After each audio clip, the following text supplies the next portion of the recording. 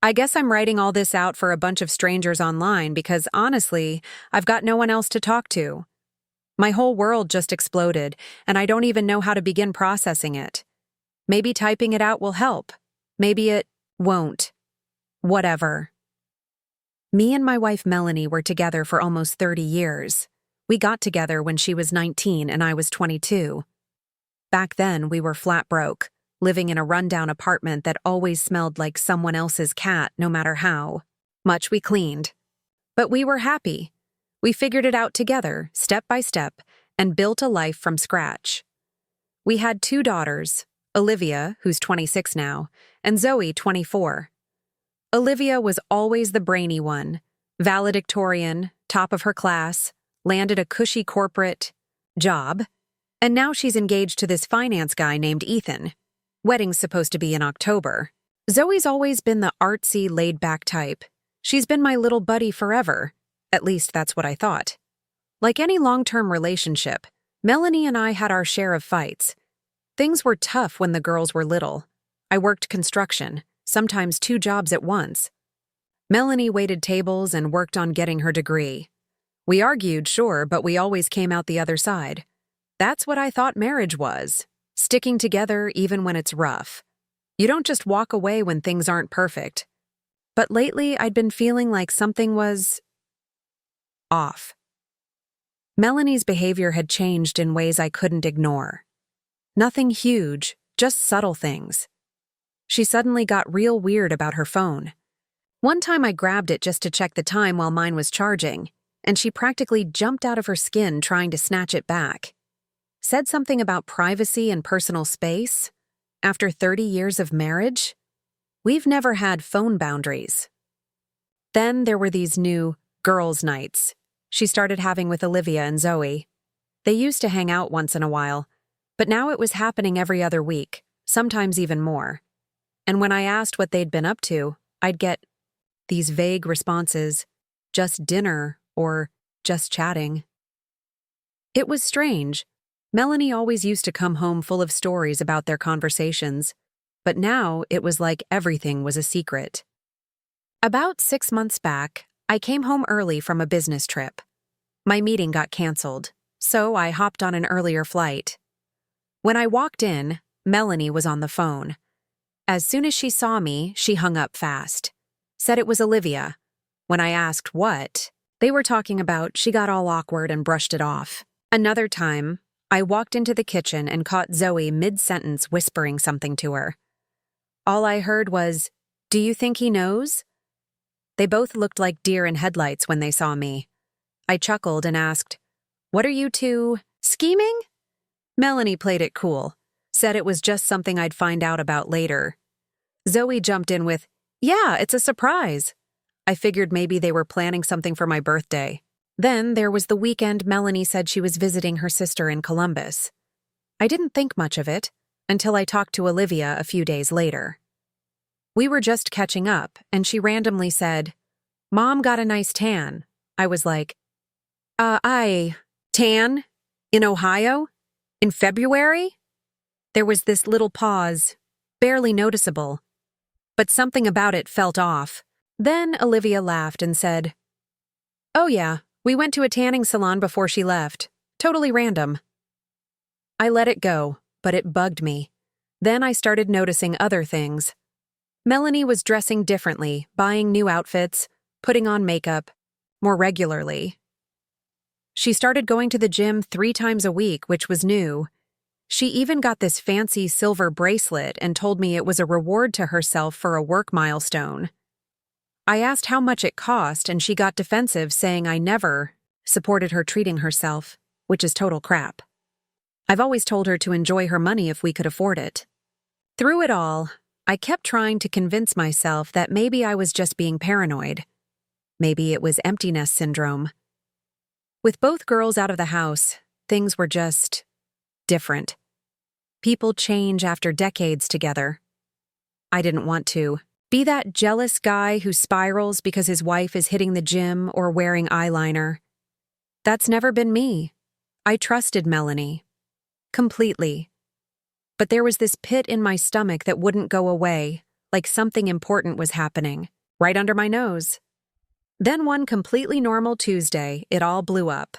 I was on site at work, just another day. Around lunch, I pulled out my phone and checked my email. In my inbox, I saw a subject line that said, "Your wife is cheating on you." My first thought? Spam. One of those fake scam emails. But I opened it. I don't know why, but I did. It was short. "Melanie's been sleeping with her boss Richard for over a year. Everyone at work knows but you. Thought you should know." And there was a video attached. I sat in my truck just staring at the screen. For like 20 minutes. I didn't want to play it. It felt like if I didn't watch it, maybe none of it was real. But I eventually tapped play. The video was from what looked like an office Christmas party. I spotted Melanie in the background, sitting way too close to some guy I recognized as Richard, her boss. They weren't doing anything wild, just talking close, smiling, like they were the only two people in the room. Then the camera moved to a drunk woman I vaguely recognized. I'd seen her before when picking Melanie up. She pointed toward them and asked, "Is that her husband?" The person filming said, "No, just filming the party. But tell me again what you said about Melanie and Richard." The drunk lady laughed, swirling her drink. "Everyone knows. They're hooking up. Been going on for like a year. They think they're slick, but come on. Those business trips? Disappearing during lunch? He even bought her that silver bracelet she always wears." My stomach dropped. That bracelet, the one she claimed was for a work milestone. Then the person filming asked, "How's she hiding it?" And the drunk woman laughed again. "She's got it all figured out. Uses little lies. Says she's working late, out shopping, whatever. She's with him." The video ended. I sat there, numb. Couldn't move. Couldn't even breathe. I didn't know who sent it, but I had a solid guess. Vanessa. She worked with Melanie, and there's always been tension there. After Melanie got promoted over Vanessa last year, I figured this had to be her way of getting even. I tried to brush it off as drunken nonsense from someone holding a grudge, but the longer I sat there, the more it all started clicking into place. The girls' nights, the dodgy answers, the weird phone behavior, that bracelet. I couldn't go back to work. My hands wouldn't stop shaking. I told my foreman something came up with my family and drove off. Not home. I couldn't go there. I ended up at my buddy Dave's place. He took one look at me and knew something was wrong. I didn't say anything. Just pulled out my phone, hit play, and handed it to him. "Holy crap," Dave said once the video finished. "What are you gonna do?" I didn't have a clue. Part of me wanted to storm home and confront her right then, but another part of me needed more proof. Maybe the video was just gossip, right? Not enough. That night I stayed with Dave and told Melanie I had an emergency on site and would be out for a couple days. She didn't even blink, just said, "Okay, be safe." Like nothing was going on. Like she wasn't lying straight to my face. The ease in her voice made me sick. Next night, she texted saying she was grabbing dinner with the girls. Midweek catch-up, she called it. "Don't wait up," she said while getting her coat. I told her to have fun and slipped out of Dave's place. I drove to the restaurant where Olivia and Zoe usually met her, parked outside and waited. 20 minutes went by, no sign of Melanie. Then I looked through the window and saw Olivia and Zoe at their usual spot, but no Melanie. I pulled out my phone and texted Olivia, "Hey, did Mom make it to dinner yet?" A few seconds later, she replied, "Yeah, she's here. Why?" I just stared at the screen as my stomach twisted into a knot. They were lying. They'd been lying. Covering for their mom this whole time. Sitting with me, looking me in the eye, pretending everything was fine while she was off with him. I clenched my jaw and opened the tracking app we had on each other's phones for safety. Her dot wasn't near the girls. It was across town at a fancy Italian place. I already knew what I'd find, but seeing it still knocked the wind out of me. There she was, sitting with Richard, basically in his lap, all cozy and smiling without a care in the world. Her head rested on his shoulder. They weren't even hiding it. I felt like throwing up. I snapped picture after picture. Then I opened the family group chat. It had everyone. Me, Melanie, the girls, my parents, her parents, aunts, uncles, cousins. I dropped the pictures in and wrote one sentence. "Hope you're enjoying dinner with the girls, Melanie. Looks like your boss is enjoying it too." I hit send. The group chat exploded. Olivia: "Dad, what are you talking about?"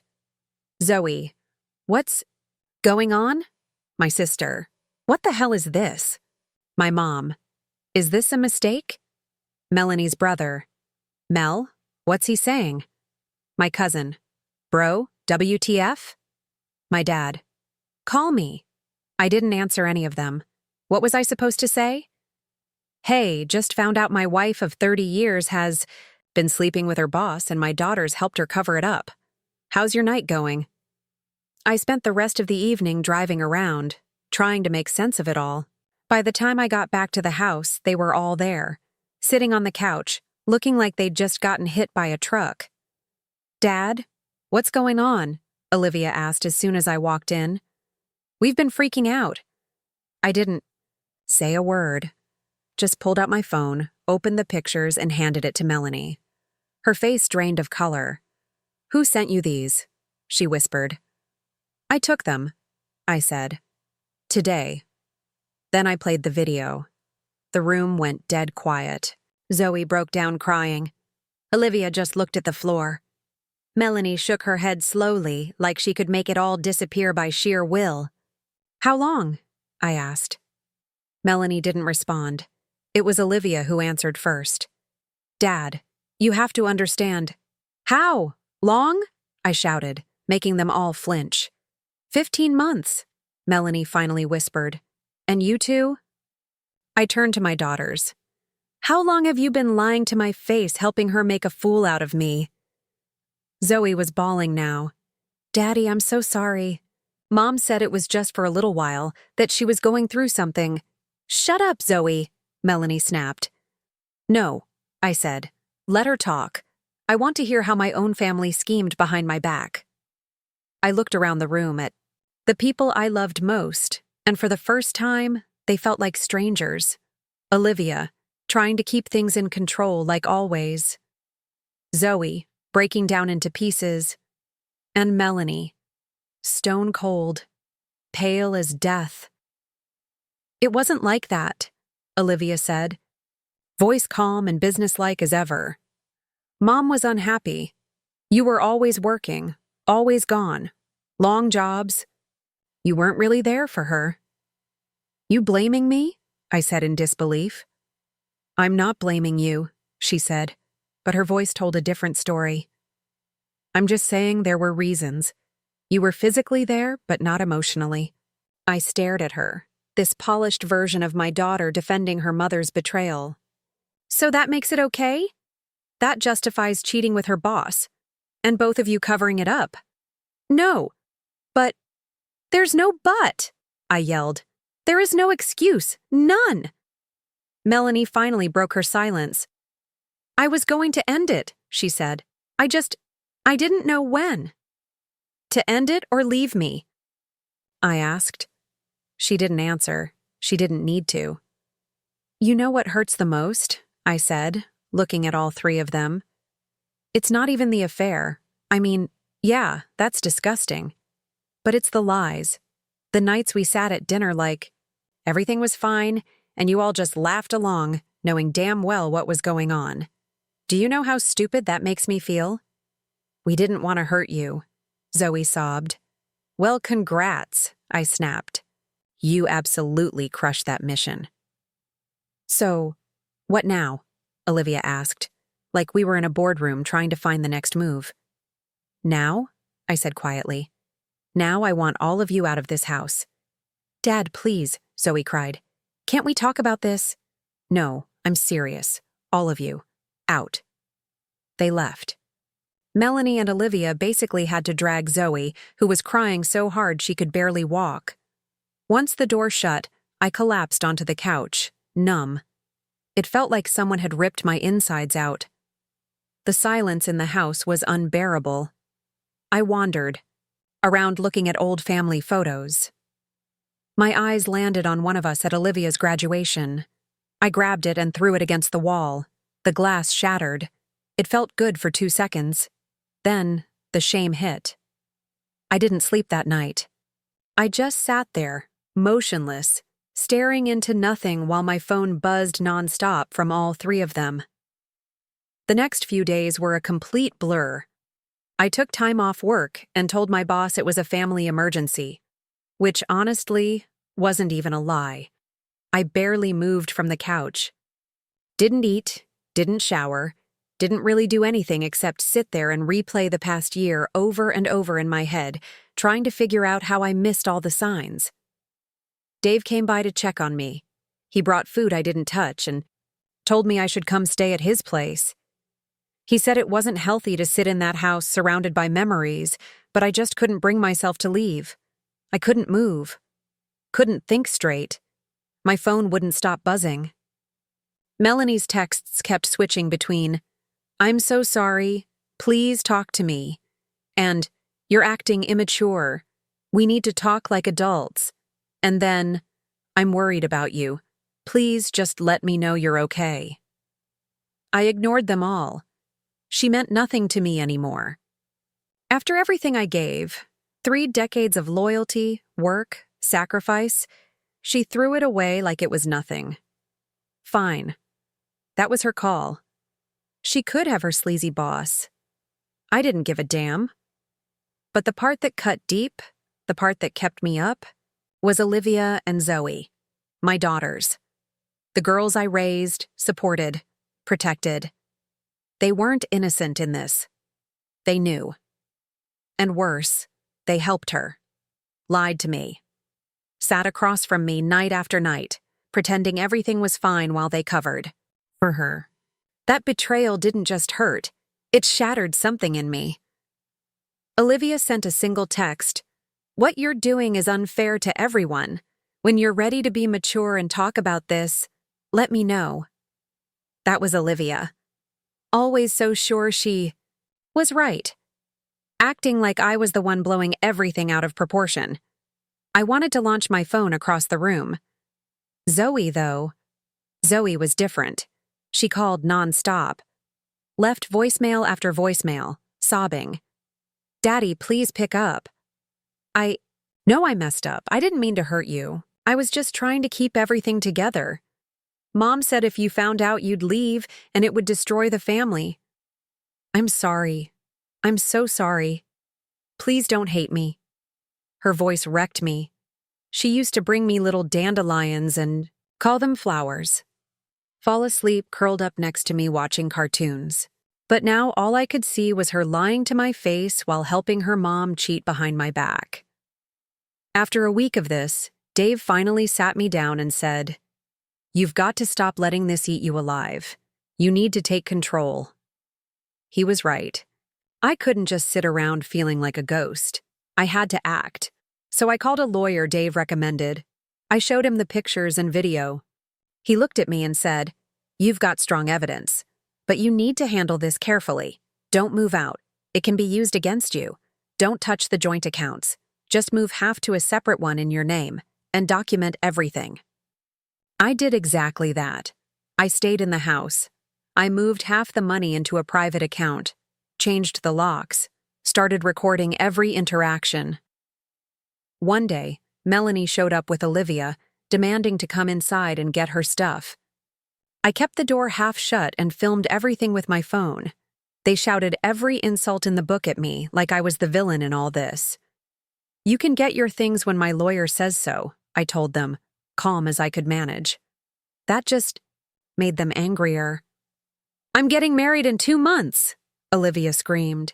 "You're seriously going to destroy that because Mom made a mistake?" "A mistake?" I said. "Forgetting to pay a bill is a mistake." What your mother did was a decision, a series of them, And you helped her. That's not protecting your family. That's helping her cheat. They left eventually, but not before Olivia looked me dead in the eyes and said, "I'm still expecting you to pay for the wedding like you promised." I didn't even respond. Just shut the door. That moment summed it all up. Entitlement, denial, zero remorse. 2 weeks out from the day I found out, and I was still just trying to function.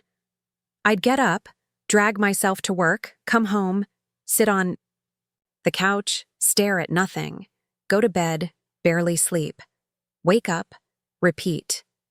Dave and a couple other guys tried to get me out of the house, offered to grab beers or watch the game, but I just didn't have the energy to pretend to be okay. Zoe never gave up, though. She kept calling, texting. One day, she even showed up at my job site. I finally agreed to meet her at a coffee shop. I wasn't ready to forgive her, not even close, but I figured I could at least hear what she had to say. She looked rough. Dark circles under her eyes, hair tied up in a messy knot, wearing the same hoodie she's had since high school. "I'm so sorry, Dad," she said before I even sat down. "I know saying that doesn't fix anything, but I am." "Why didn't you tell me?" I asked. That question had been clawing at me every night. She looked down. "Mom told me she was having a midlife crisis, that it didn't mean anything. She said you'd never forgive her if you found out, that it would break everything apart." I stared at her. "So instead, you broke my trust." She flinched like I'd slapped her. "I know," she whispered. "I know I messed up, but you were always gone, always working. Mom felt alone." "I'm not saying that makes it okay," she added quickly. "What she did was wrong. But maybe if you'd been home more, talked to her more, noticed how unhappy she was." And there it was. Even in her apology, she was still trying to put some of it on me. Like I hadn't worked myself into the ground to give them everything. "I worked my butt off," I said, my voice low, "to give you girls a good life, to pay for school, a house, vacations. If your mom was miserable, she could have come to me, asked for help, asked for a divorce. But she didn't. She cheated, and you helped her." "I know," she said softly. "I'm not trying to excuse it. Just explain." I wasn't sure I believed her. Looking at her, I saw my daughter. But I also saw the part of her that betrayed me. "I need time," I told her. "I don't know if I'll ever be able to trust you again." She nodded and wiped away tears. "Thank you for meeting me." As she walked out the door, I didn't know whether I wanted to stop her or let her go for good. Meanwhile, the divorce was underway. Melanie was fighting for everything. Half of everything I had, including my retirement savings that I started years before we even met. She wanted the house, alimony, all of it. Claimed she sacrificed her career for the family, even though she'd been working full-time since Zoe was in second grade. And Olivia? Still sending me invoices, venue deposits, florist bills, dress fittings. Like nothing happened. I ignored every one of them, but each new message just made me angrier. Then one night I got a text from Ethan, Olivia's fiancé. He wanted to meet, said he needed to understand what really happened. We met at a coffee shop, and the first thing he said was, "Olivia doesn't know I'm here. She'd lose it if she found out." He told me she'd said I was overreacting to a short affair, kicked them all out, and was refusing to pay for the wedding out of spite. But he'd noticed something wasn't adding up. She was being secretive. So I told him everything. The affair. The length of it, the cover-up, showed him the pictures, the video. By the end, he looked pale. "I had no idea," he said. None. At that point, I was still torn about what to do with Olivia and Zoe. Cutting them off completely felt harsh, but how could I ever really rebuild trust? Could they even understand how deep the damage ran? What I did know for sure was this. Me and Melanie? We were done. That chapter was closed. Work became my escape. I had to keep the checks coming in, especially with the divorce ready to drain me dry. My crew could tell something was off, but no one said a word when I spaced out or needed a breather. They just gave me the room I needed, and honestly, I was grateful. The divorce turned nasty fast. Melanie's lawyer started pushing this whole story that I was an emotionally absent workaholic who left her feeling unloved and driven to cheat. My attorney recommended settling just to avoid a long, bitter court battle, but I wasn't budging. This wasn't about the money anymore. It was about principle. Then Ethan called again. After our last talk, he confronted Olivia, and it blew up. He started asking about the affair, and she completely lost it, accused him of betraying her trust, of taking my side. The irony was unreal. "I'm seriously reconsidering the wedding," he told me.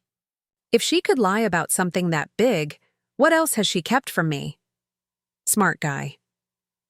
Cheaters defend cheaters, I told him. Anyone who can look their dad in the eye and lie for over a year won't think twice about lying to a spouse. Speaking of Olivia, she sent me this ridiculously long email packed with pop psych talk, telling me I needed to process my emotions and release my anger so we could all heal as a family. Like we're all gonna sit around a campfire and sing songs after what they did. And of course, she attached more wedding invoices she expected me to pay. Zoe's been different since we talked. She's given me space. Every few days, she sends a short message. Stuff like, "Hope you're okay," or "Thinking of you, love you, Dad." I don't reply, but I don't block her either. Maybe because a small part of me still isn't ready to completely shut that door. Dave's been solid through all this. Last weekend, he got me to go fishing with some of the guys. First time in weeks, I went more than 5 minutes without thinking about the disaster my life's become. Then my lawyer called with an update. Apparently, Melanie was trying to sell some of our joint assets behind my back before the divorce finalized. She let it slip to a mutual friend that she and Richard were planning a big Europe trip once this mess was behind them. Unreal. Hector filed an emergency injunction and froze everything. One small win. But I still didn't know what to do about Olivia and Zoe. I loved them. Of course I did. But every time I started to let that love soften my stance, I remembered what they did. The lies. The fake girls' nights. The way they helped Melanie cover her tracks. This wasn't passive silence. They actively warned her when I started asking questions. They picked her side. For 15 months, they chose the affair over my right to the truth.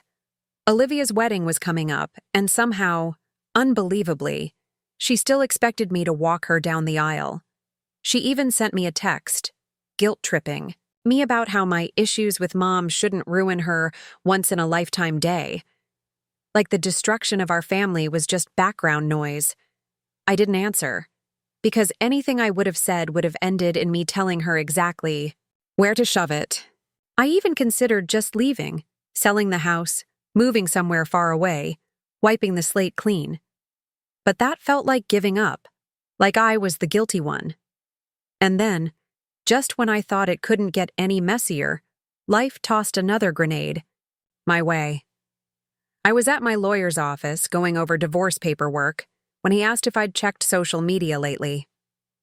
"I don't use that stuff," I told him. "Well, Melanie does," he said, turning his laptop toward me. "And you might want to see this." It was her Facebook. A post from a few days ago. A photo of her, Richard, and Olivia smiling at some upscale restaurant. The caption? "Feeling blessed to be surrounded by love as we begin blending our families." Richard proposed. Wedding planning starts after we help Olivia with hers. Engaged. The divorce wasn't even finalized, and she was already flaunting a new engagement. Olivia was right there with them, celebrating the relationship that shattered our family. In the comments she'd written, "So excited for you two. Can't wait to celebrate both weddings." I just sat there, numb. All this time I'd been waking up sick over what happened, and they were playing house, smiling for photos. And there was more. Another post showed Richard helping Olivia with wedding stuff. Apparently, he was covering the costs I refused to pay, acting like some savior. In one photo, Olivia even captioned it, "My bonus dad, bonus dad." That's what she called the man her mother cheated with. That was it. Something inside me just snapped. All the pain, the doubt, the months of me blaming myself, it all sharpened into a moment of clarity. "I want to change my will," I told my lawyer. "I want Melanie to get nothing but what the court requires, and I want Olivia and Zoe removed completely." Hector blinked. "Are you sure? That's a huge move." "I'm sure," I said. They made their decisions. Now I'm making mine. That night, Ethan called. He sounded rough. "I ended it," he said. "I found texts between Olivia and Melanie, planning how to manipulate you into paying for the wedding. They had a whole strategy. Guilt trips, mutual friends, the works." He sighed. "You were right. I just didn't want to believe it. I'm sorry, sir." I told him he had nothing to apologize for. I actually felt bad for the guy. He dodged a lifetime of lies, but I knew it still had to sting. Later that same evening, Zoe called. She was sobbing so hard I could barely make out the words. Apparently, she'd gotten into a huge fight with Melanie and Olivia after finding out about the engagement and seeing the posts. "They didn't even tell me," she cried. "I found out on Facebook, just like everyone else. And when I asked Mom how she could get engaged before you two were even divorced, she told me to grow up and stop being so dramatic." Olivia backed her up. "Of course." For a moment, I felt something flicker in my chest, like maybe Zoe was finally seeing things clearly. But then she added, "I just don't get why we can't all sit down and work this out. Mom made a mistake." I cut her off. 15 months isn't a mistake, Zoe. Neither is lying to me every day. Those were choices. You made them. Olivia made them. Your mother made them. "I know," she said fast. "I know that. I'm not defending what we did. Dad, I miss how it used to be." "It was never what it used to be," I said. "It was all fake. I'm done." "What do you mean, done?" she asked, her voice cracking. "I mean I'm moving on. Without any of you." She broke down again. "Please, Dad. I know I messed up, but I'm trying. I really am." "It's too late," I said. "I've already updated my will. You and Olivia are out." There was silence. Then, You what?" "You heard me," I said. "I met with my lawyer today.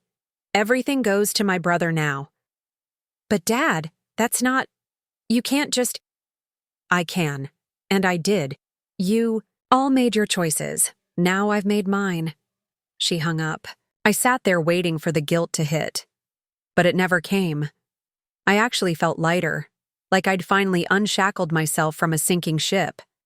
The next day, everything exploded. Olivia flooded my phone with messages calling me petty, cold, and heartless. Melanie had her lawyer contact Hector, claiming I was making retaliatory financial moves. Even some so-called friends reached out. People kept saying I was being too harsh, that I needed to think about reconciliation, about healing, about the family. All of that. But that night, I finally slept. No weird dreams, no waking up. Sick, no flashbacks of the life I thought I had. Just solid, dreamless sleep. Peaceful. And that's when it hit me. Maybe the family I thought I had never really existed. Maybe it was just something I needed to believe in, a version of life that made sense at the time. But it was a mirage. And maybe that's okay.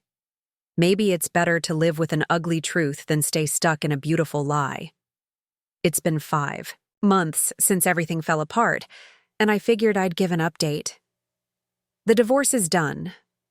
Melanie didn't get close to what she wanted, thanks to Hector going full beast mode in court and all the receipts I had.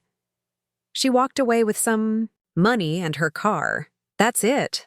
No house, no chunk of my retirement. She and Richard got married 2 weeks after the divorce was finalized. Classy move. I sold the house. Too many memories stuck in those walls. Good ones, bad ones, all of it. I bought a smaller place near work in a different part of town. It's not much, but it's mine. No ghosts, no lies, just quiet. After I told Zoe about the will being changed, she showed up the next day, crying, begging me to reconsider. Promised she'd do anything to fix what she broke. I told her I appreciated her coming, but I wasn't changing my mind.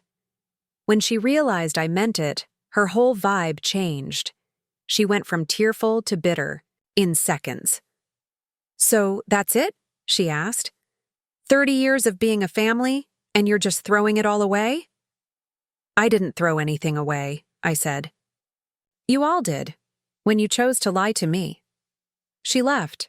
I haven't heard from her since. Last I heard, she moved in with Melanie and Richard. One big, happy mess. Olivia got married last month to some doctor she met right after Ethan walked. I wasn't invited, obviously. Didn't expect to be. A mutual friend told me Richard walked her down the aisle. That stung for about 60 seconds. Then I realized I didn't actually care.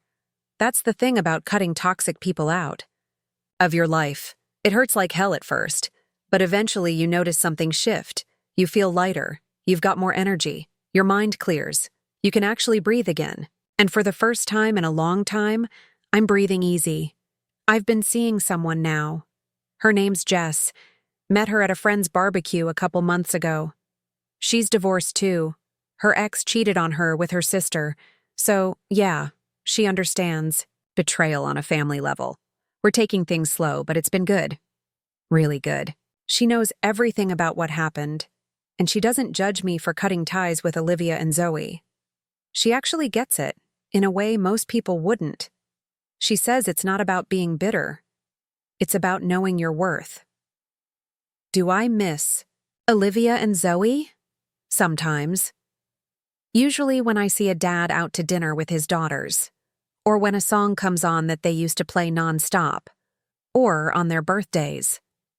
But it's more like missing a memory, missing the idea of them.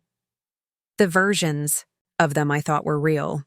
The daughters I believed they were, not the ones who lied to my face and helped blow my life to pieces. No, those versions? I don't miss them one bit. Ran into Ethan a few weeks ago at a sports bar. He looked good. Said he's dating someone. New and things are going well. Told me Olivia had reached out, said she'd made a huge mistake and wanted him back. He turned her down.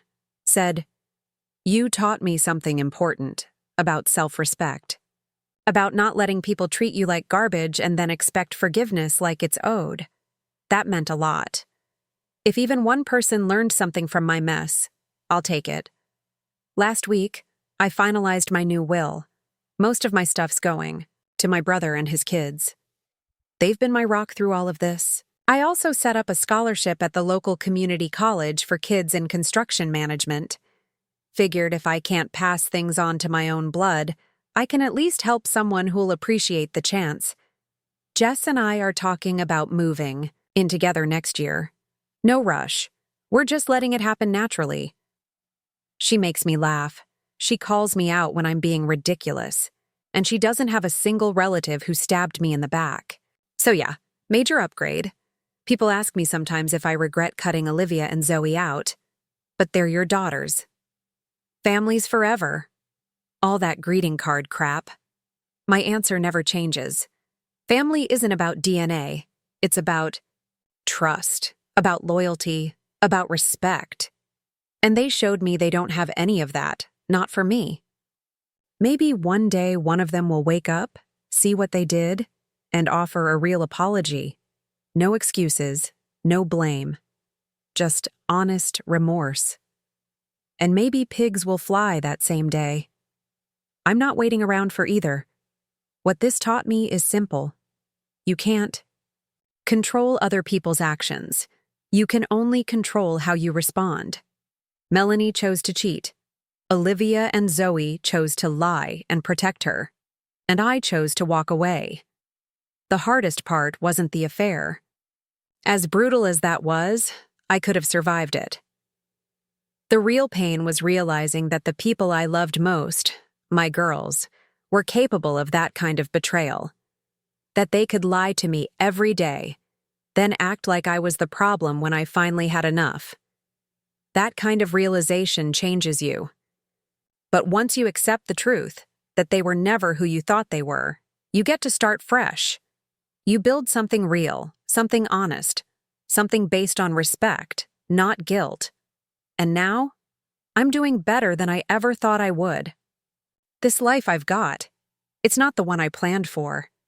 But it's real. It's mine. And that's worth more than any fake version of family ever could be.